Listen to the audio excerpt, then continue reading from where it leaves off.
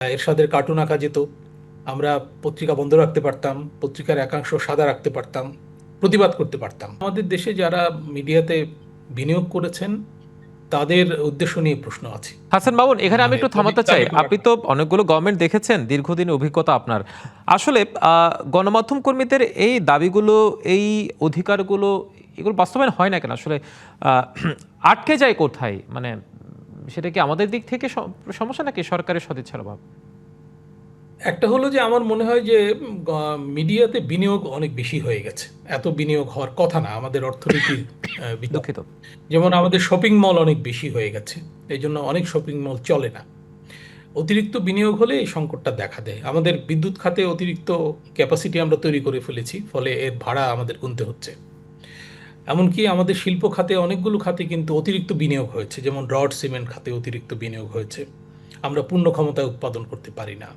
যদি পারতাম তাহলে কিন্তু শ্রমিক মানে নিয়োগ বাড়তো। আমাদের মিডিয়াতে শ্রমিক যদি আমরা নিজেদের দাবি করি, সেটা একটা বিতর্কের বিষয়, কে শ্রমিক কে শ্রমিক না। তো আমার মনে হয় যে এখানে হাজার হাজার যে মিডিয়া এবং নতুন নতুন ধরনের মিডিয়া হয়েছে, এগুলোর বিজনেস মডেল নিয়ে প্রশ্ন আছে। বিজনেস মডেল ছাড়া কিন্তু মিডিয়া টিকতে পারে না, মিডিয়াকে আয় করে চলতে হয়। আরেকটা হলো যে আমাদের দেশে যারা মিডিয়াতে বিনিয়োগ করেছেন তাদের উদ্দেশ্য নিয়ে প্রশ্ন আছে। আমি তো সুনির্দিষ্টভাবে কারো কথা বলবো না, এটা নিরাপত্তার প্রশ্ন। কিন্তু অধিকাংশ মালিকই কর্পোরেট হাউস থেকে যারা মিডিয়ার মালিকানা এসছেন, তাদের উদ্দেশ্য মিডিয়া গড়া নাকি অন্য কিছু, এটা নিয়ে প্রশ্ন আছে। তো এবং সেখানে আমরা ব্যবহৃত হচ্ছি।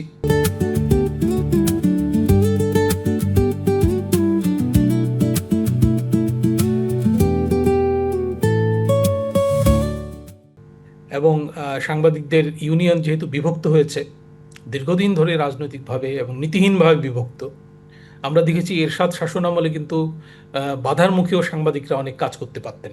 সিদ্দিক ভাই নিশ্চয়ই আমার চেয়ে ভালো জানবেন।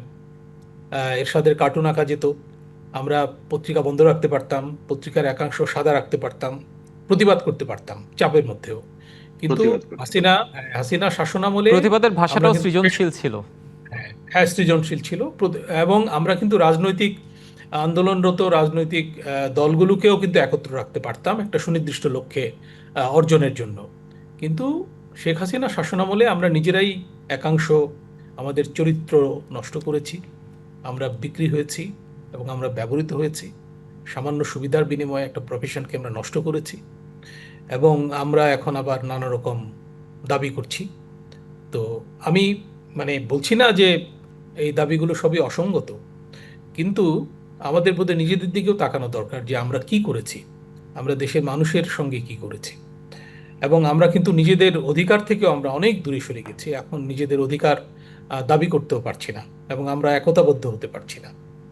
তো আমরা যে যে দৃষ্টিভঙ্গির হই, রাজনৈতিক আদর্শের হই, আমাদের তো পেশাগত প্রশ্নে একমত হওয়া দরকার এবং পেশার মর্যাদা রক্ষার্থে আমাদের একত্র থাকা এবং আমাদের অধিকারের প্রশ্নে, এমনকি আমাদের দায়িত্বের প্রশ্নে আমাদের কিন্তু অবিচল থাকা প্রয়োজন।